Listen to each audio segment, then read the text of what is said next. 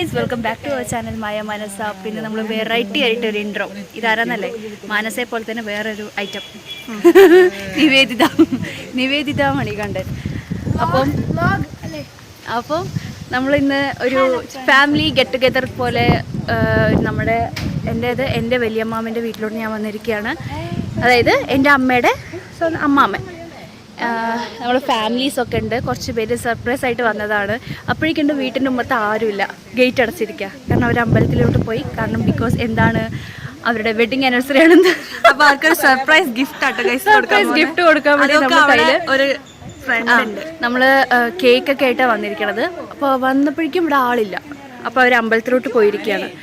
So നമ്മൾ ഇവിടെ നിൽക്കുകയാണ്. അവർ പോസ്റ്റായിട്ട് അവരിപ്പോൾ അമ്പലത്തിൽ നിന്ന് ഫുഡ് കഴിച്ചിട്ട് ഇറങ്ങിയെന്ന് പറഞ്ഞു.